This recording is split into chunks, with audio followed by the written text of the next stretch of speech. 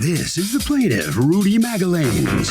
He says the defendant is his nephew, and he foolishly added him to his phone account to help him out. The ingrate stopped paying his bill. He cut the phone off, and here they are, because he's now suing him for the $296 he's owed.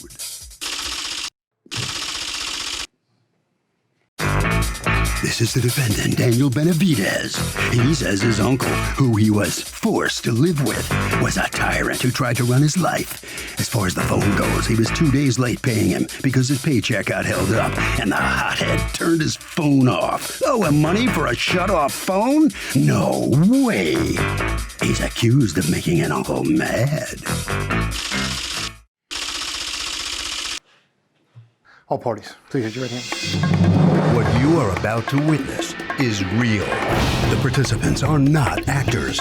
They are actual litigants with a case pending in civil court. Both parties have agreed to drop their claims and have their cases settled here before Judge Marilyn Milian in our forum, the People's Court.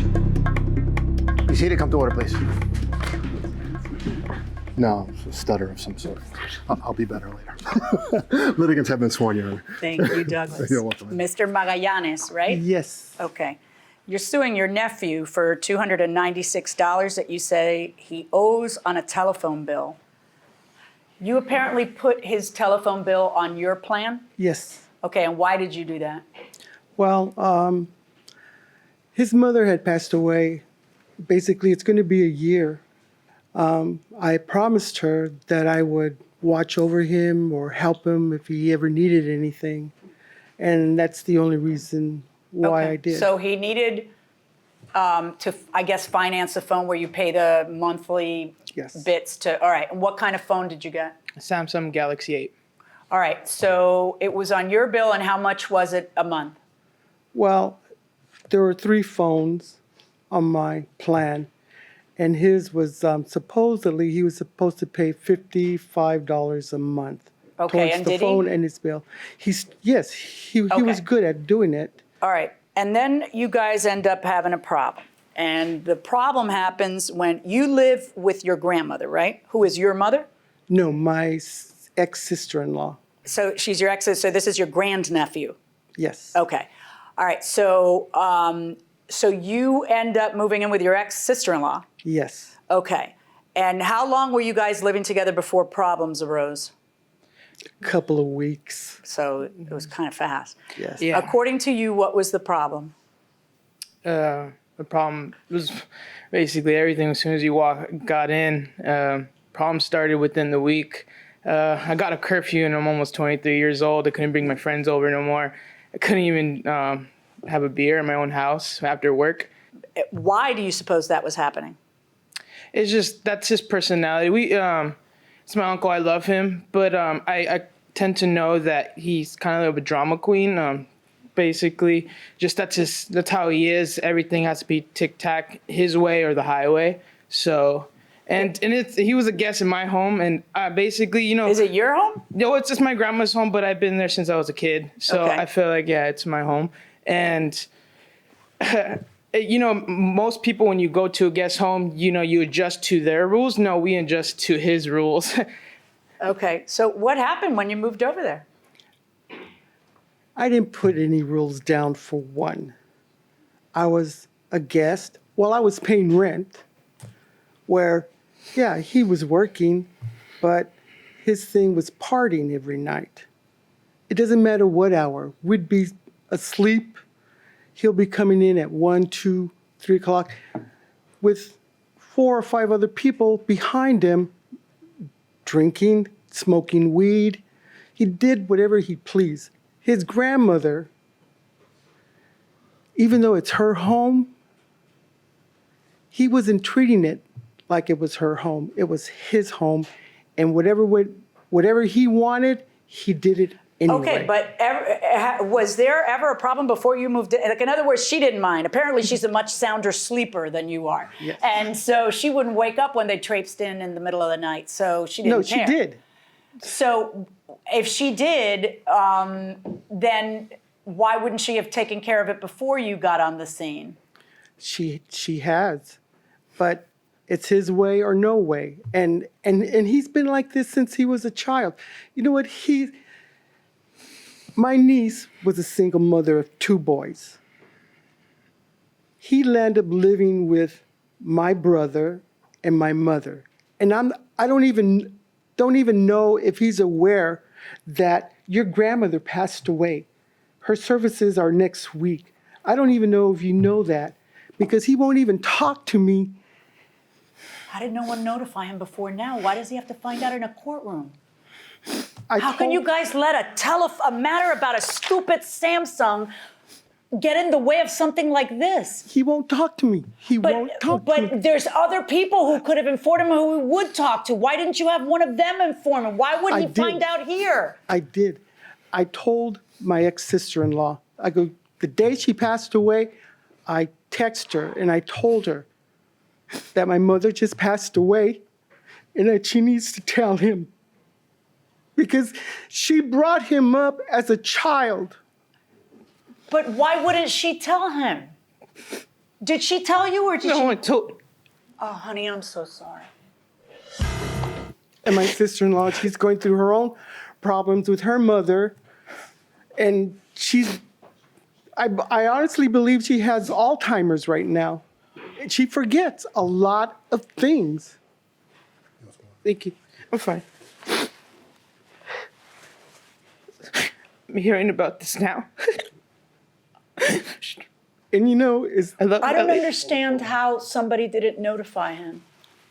I mean, you could have texted him this. I didn't even have his phone number, Your Honor. I thought his phone number's on your bill. He got a new phone. Is that accurate? Did you get a new phone? I got a new phone, but he constantly calls my grandmother. You constantly call my uncle. You constantly call everyone to bug me about the money and everything. And you can't say maybe your grandmother's passed. And I'm hearing about it now. Really? I told your grandmother to tell you. Why didn't you just call? I did call her. No, why You didn't did you not. just, if you're constantly calling him, so you have the new phone? No. Where is he constantly calling you to He's tell? calling my grandmother. I live with her. So I'm always hearing, what about the money or something. He's always calling, trying to check up, calling my friends, my personal friends, that what am I doing? What? Did you end up moving out of the house? Huh? Moving out of the house? Who are you living with right now? I'm living with my grandmother still. Okay. Who is it who passed away? It's my great grandmother, my mother's. mother. And your grandmother didn't tell you? No, and you said you told her. I got off the phone with her this morning. She didn't tell me nothing like that, and I'm here told like that. But you're right now? living with her, and she didn't tell you. I live. Her uncle, his That's uncle. Just a second. Does she know Yes. I could show you on my phone that I that you texted notified her? Yes. May I see that? If he notified her, it's less offensive. You know that, right? Yeah. Because one would expect that she would notify you. So right? they would have told me though. Right, I know. So that's why I want to see it.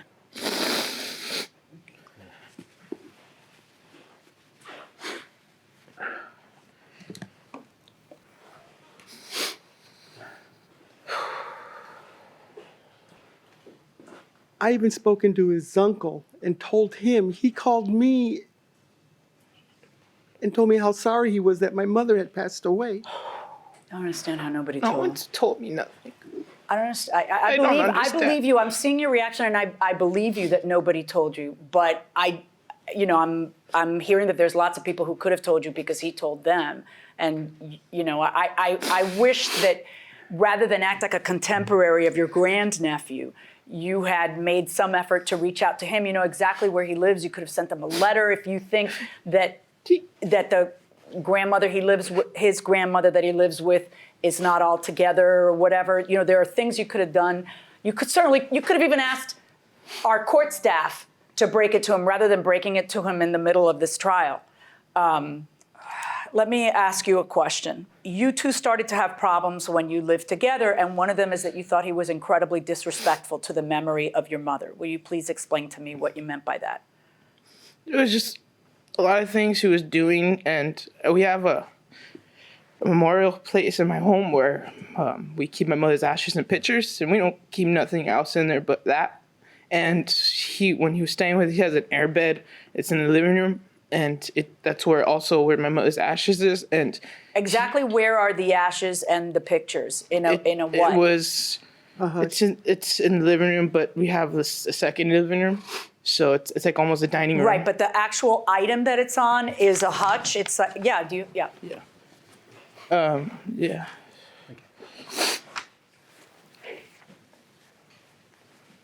Okay.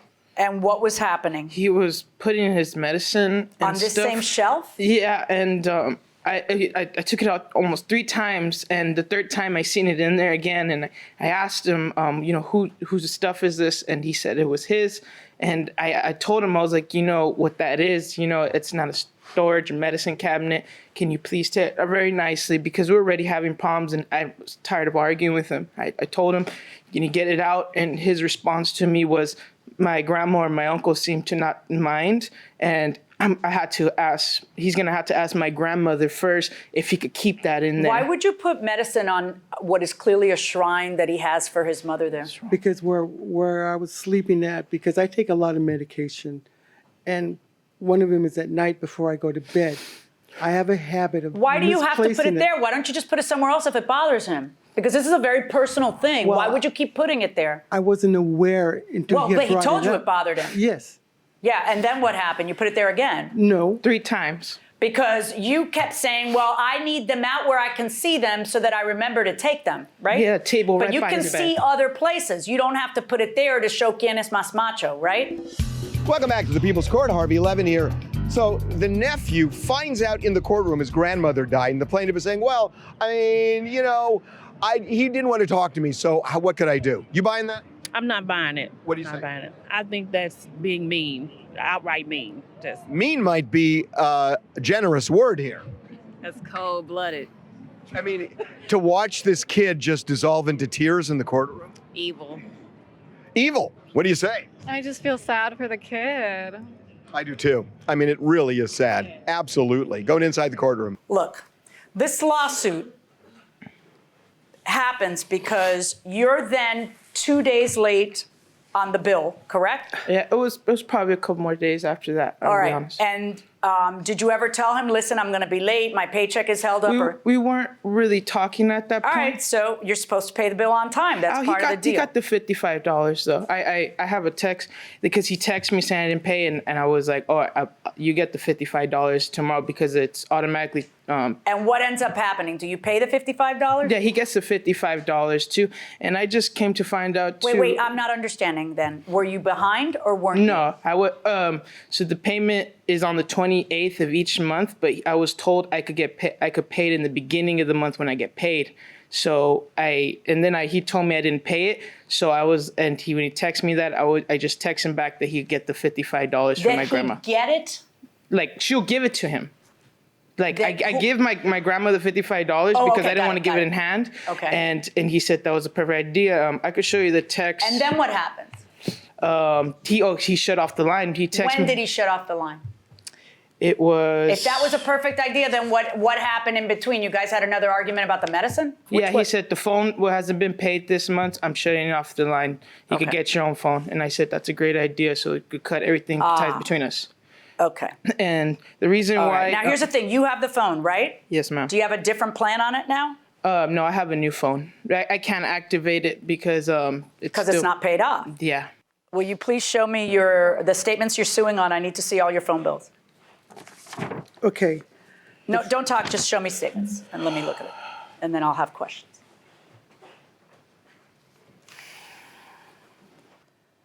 Okay, I'm looking at the records, and what's left on the phone is $296. You physically have the phone. Since I'm going to order you to pay for it, you keep the phone. But what I'm going to do is order you to pay it directly to T-Mobile. So we'll figure out the logistics of this outside so that we know that it gets paid, and then you're able to unlock the phone. We'll figure out how to get that successfully done outside. Yeah. I just came to mind just about a week ago. He got $50 from my grandmother for me. She wanted $50 from me just because she needed it, and I just found out that he got it on the 16th. You're saying she paid him money and Yeah, that she- should go towards your bill? Well, no, because he kept bugging her. He wanted the money just from anyone.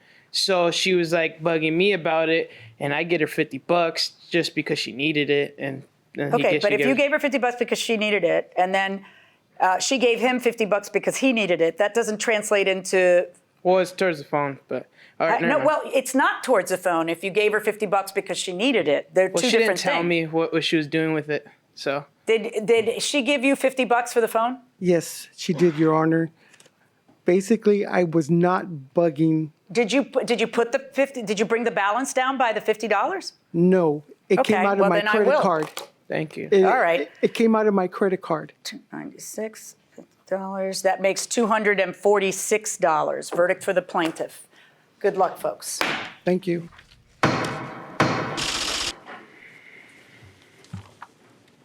So the plaintiff does prevail and will get the money, but the money will go directly to T-Mobile. You will have to pay that, and it'll be off, and then you can do what you want with the phone. You okay with it? It's a good thing you spoke up at the end, you know? Yeah. It mentioned the $50. The $50, yeah, saves me, You know, I'm so sorry you had heard It's just horrible. the news about your great-grandmother. I thought this was going to be a wonderful trip, but things don't go the way they're supposed to be, It's horrible, and I just want to say, I loved her. She taught me most of the things in my life, and I just want to say I love her. May she rest in peace. Thank you very much. Okay. You may go this way. Okay. Well, that was kind of a sad experience for him. You understand that? Yes. Well, I'm sorry. I love him. I care about him, but he doesn't want to talk to me. I got a hold of his grandmother to let him know, and she never did. All right. So what happens now in the future? Do you still have occasion to talk to him or not? Well, I want to. Yeah.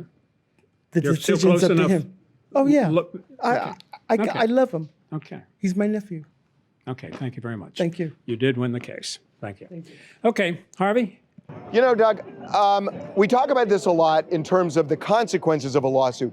Sometimes you have to weigh the amount of money you might get against the relationship and the value of that relationship and the damage a lawsuit might do to it. And that will do it for this case. Litigants for the next case on the way into the courtroom right now. This is the plaintiff, Scott. He says he rented a room from the defendant, and the woman snuggled up next to him on the couch one night and asked him to have sex with her. She kept pestering him for sex, and he felt so uncomfortable, she forced him to take his shirt off. Needless to say, he got out of there ASAP. And the jilted woman refuses to return his $750, so he's suing. This is the defendant, Denise. She says she has video of the crazy plaintiff taking his shirt off and soliciting sex from her. He asked her if he should remove his pants too, and she said no. Once the plaintiff moved out, he left behind one gigantic mess in his room. She doesn't owe him a refund because he left early, and that will be that. She's accused of wanting something from a tenant. All parties, please use your right hands. Welcome back to the People's Court. Next case on the docket. The plaintiff rented a room from the defendant. He says she came on to him, so he bailed. The defendant says the plaintiff was the one who was in the market for sex. It's the case of get a room. Litigants have All right. Thank you, Douglas. You're welcome, ma'am. Okay, you were renting a room from her, correct? Correct. And this was a one-bedroom? It is. So you were renting the bedroom, and where were you set up? And I have the living room set up like a studio. It's a very large one-bedroom apartment that you could easily convert into a two. Okay. So I was in the living room. All right, and what were you paying? $750 a month? Did you sign a lease? No. This was a month-to-month. Yes. Okay, when did you move in? I moved in around July 8th, 2019. Okay. So rent was due on the 8th each month? How did it go? The 9th. Yeah, the 9th. Okay. Yeah. All right, so tell me about what goes wrong. You lived there July to August, August to September, and sometime in September there's a problem. There was actually a problem throughout. So It what were wasn't the just in problems? September. So when I first moved in, I was unemployed. I paid her the $750 the first month's rent and the security deposit. I became employed around July 22nd. After I moved in, I was basically required to just stay in the bedroom and you just use the bathroom. What does that mean? What did you think was going to happen? Like, what was the agreement between you two? There wasn't a clear agreement. You know, I know. When you saw her bed in the living room, you pretty much knew that was her bedroom, right? Yeah. So are you supposed to be able to use the kitchen? Well, at first I thought so, but then she said no, I had to get a microwave, which I had to get in my bedroom. And it was really just, you know, I found out just the room and the bathroom. Okay, did you advertise it anywhere? I did. Do you have the advertisement? I do. May I see it? Thank you.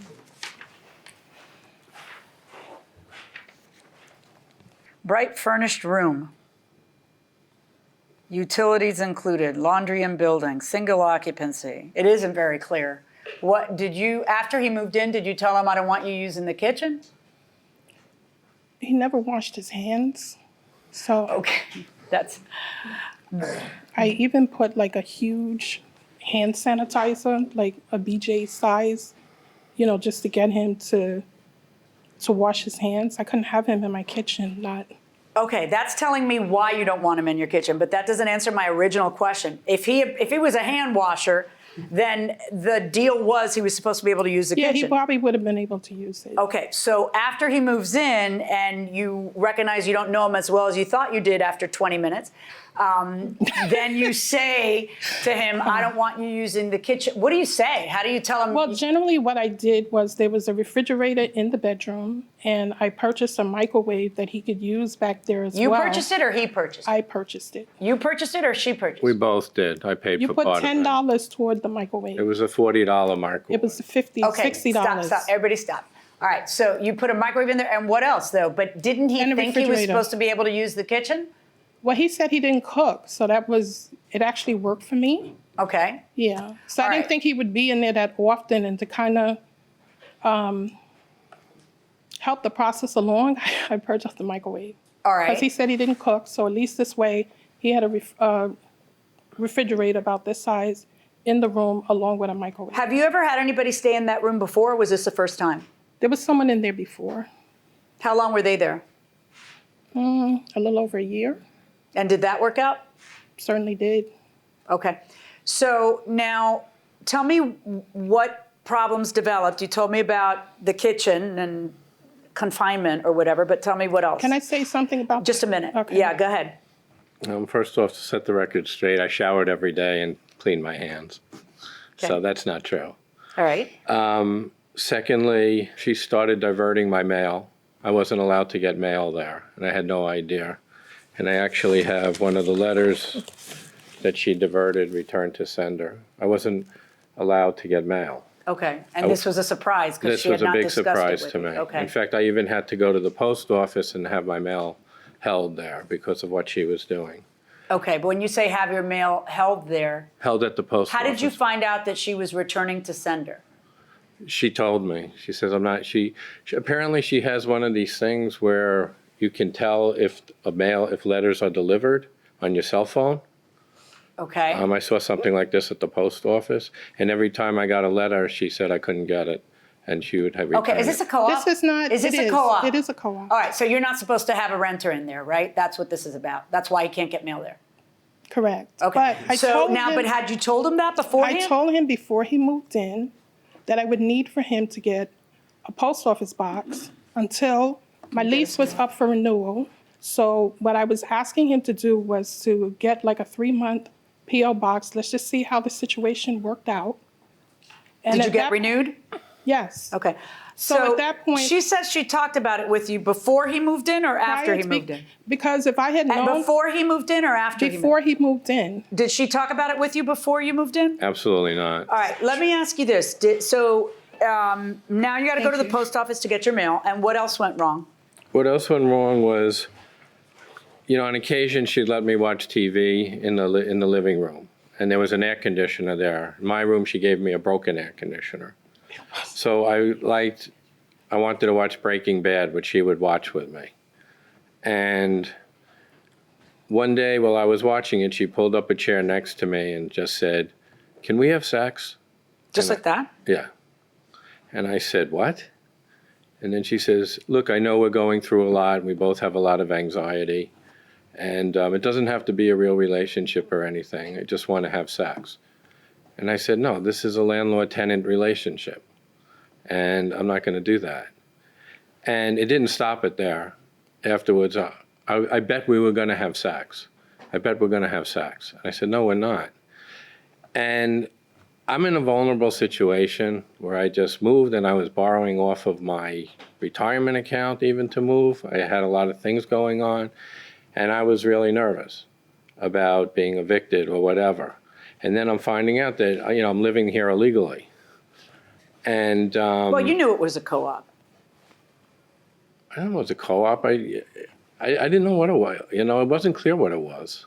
Well, It was an Well, apartment. you moved into her bedroom in a one-bedroom in a building where no one's supposed to know you're there. You didn't know that maybe that was against the regulations of the building? After I moved in, then I Okay. was told I wasn't allowed to talk to the neighbors. Uh-huh. No, I hadn't She been in moved her bed into the living room.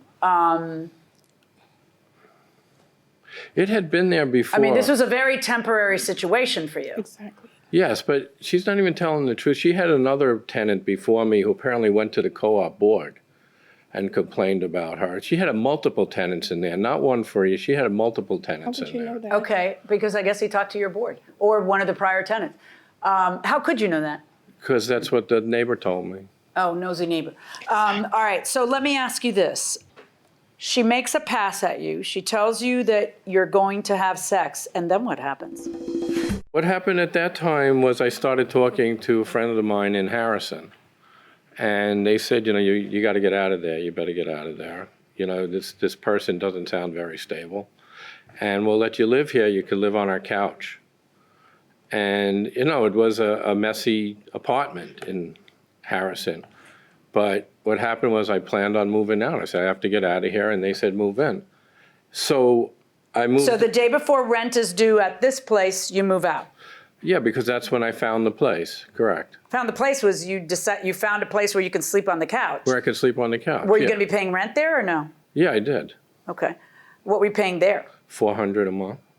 And what were you paying here? $750? $750. And I Okay. was much happier on a couch in a dirty living room with two cats all over me. Okay. than Now, living there. in a month-to-month tenancy, you would typically have to give notice before you move out. You are saying that you don't have to give notice because she made it completely unlivable by making a pass at you. By making a pass at me with the mail, by not even allowing me to talk to anybody. What does by not- talk to anybody mean? She didn't want me talking to the neighbors. She kept insisting that they could hear us through the building, through the walls. That they could hear us. Who? The neighbors Could hear. could hear Wait. me talking or her talking.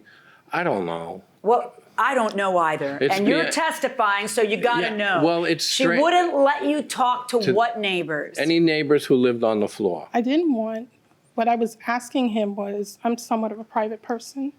I didn't tell him not to talk to the neighbors. I just did not want him discussing my situation in the apartment as far as, our living situation.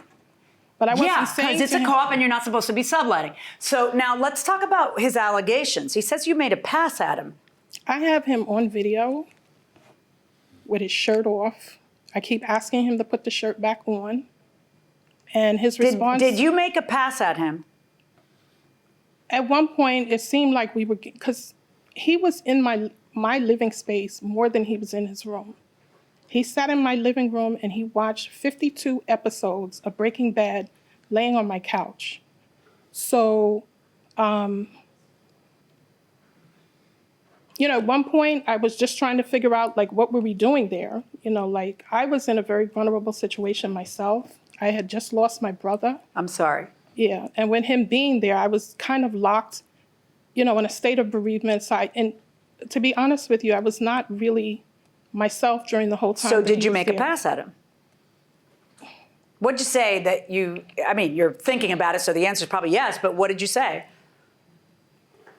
you know, I was just trying to figure out like where. Did you say, "Are we going to have sex"? Did you say that? No, I didn't say, Are we gonna have sex? I mean, when he first moved in, he said to me. Can you just tell me what you said or what you did? I don't remember exactly what I said, but I was kind of trying to get a sense because he was. How did you try to get a sense? You know, I asked him, you know, like, where this relationship, like where we were going with it, because, you know, we were having pizza, we were eating. For him to say that he was locked in his room, 80% of the time he was there, he was in my space. I came home multiple times, he was sitting in the living room, my bedroom, on his laptop, you know, taking care of whatever his issues were. Regarding his mail, he did get a lot of mail there. Okay, can I ask you something? We were talking about like a potential pass or like an awkward, you know, where's this going? And what was his response? Yes, and what was his response? He said he felt it was inappropriate for us to be engaged in any type of. Okay, then when does the shirt come off? After or before that? After. And when the shirt comes off, why does it come off? I don't know. I was sitting. Why does your shirt come off? Because it was nonstop about the having sex.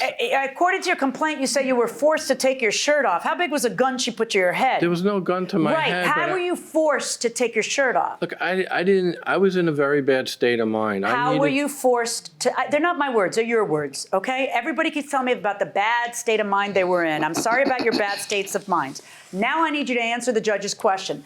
How were you forced to take your shirt off? So, if the landlord came on to him, does that give him the right to move out and get a security badge? Yes, it does. Break the lease. Yes, you should break the lease. I don't think that you want to be sexually harassed every day when you go home. At work, it's enough stress. So when you come home and you get with somebody that you're not attracted to, give me my money back so I can go somewhere where I'm happy. Okay, that's a good argument. Now I'm going to try this a little differently. So let's assume that she comes on to him once and he says, I'm not interested. Would that give him the right to break the lease? I don't believe so. Twice. But she doesn't do anything. She just makes an overture. I would, if it were a female, I would be uncomfortable with that situation. But he's a male. I know. So the tenant's a male. Wouldn't be any different. This is tough for you, isn't it? Yes. It's a little tough. It's tough.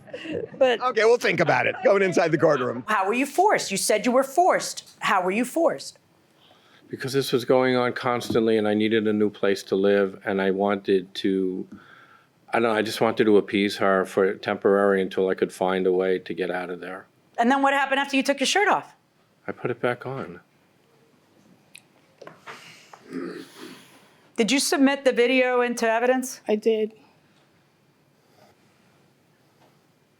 Take my pants off. No, put your shirt back on. Put your shirt back on. Are you taking pictures of me? I am, absolutely I am. Can you put your shirt back on? Yeah. You sure? I'm positive. You want me to take my pants off? No. Are you gonna video me? Yep. 25, 26, 27.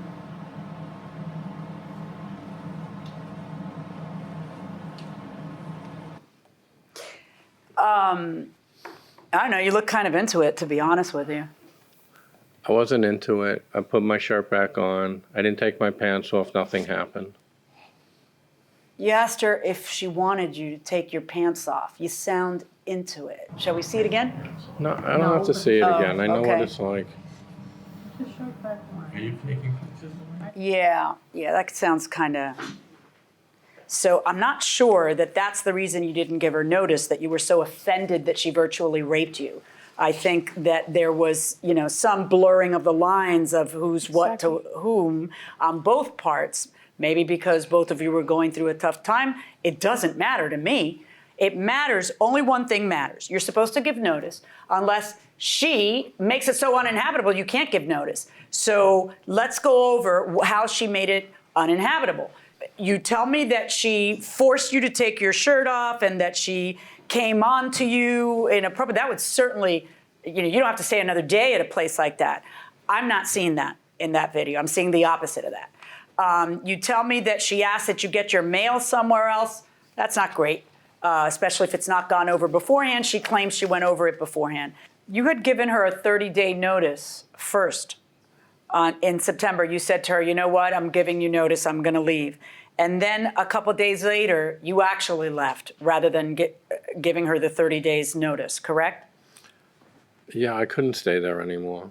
And what you're seeing here, there may have been that one day, but this happened plenty afterwards, and I kept saying afterwards, no, we're a landlord-tenant relationship.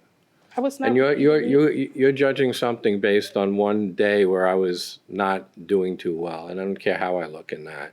But this happened multiple times afterwards. It just makes it hard to believe I understand that it was it makes unwanted when it looks so wanted in the only piece of video I have. But in any event, can I ask you a couple of questions here?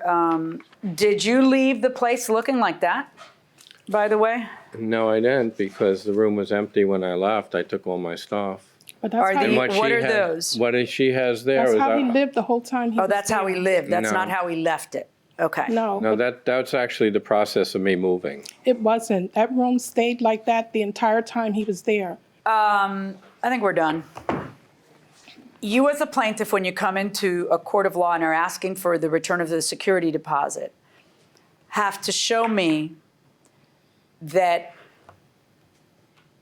she kept the security deposit and she doesn't have a right to keep it. You have to prove to me you have a right to keep it. And he admits that there was no notice. So now the burden shifts back to you. Sometimes in a trial, it goes back and forth like a ping pong ball. This is one of those cases. But it's back to you, sir, to be able to prove that there was such an uninhabitable environment created that you couldn't live there. I don't think that's what happened. You gave her 30 days notice and then you found a couch and it was cheaper, so you left. And you left her holding the bag for the rent. And a landlord is entitled in New York to 30 days notice unless they do something that makes you unable to live there. I think that this was more confusing and mutual based on the irrefutable video of it sounding kind of mutual. In fact, in the video, it's the opposite. It sounds like you're telling him, get dressed, get to you. Want me to take my pants off? No, get dressed, go. So I don't believe that she created that situation. I don't think having to go to the post office for mail was really a problem. It wasn't a problem in July or August, or it wasn't a problem until you found a cheaper place to live and it got weird, which is why it's not a great idea to get involved.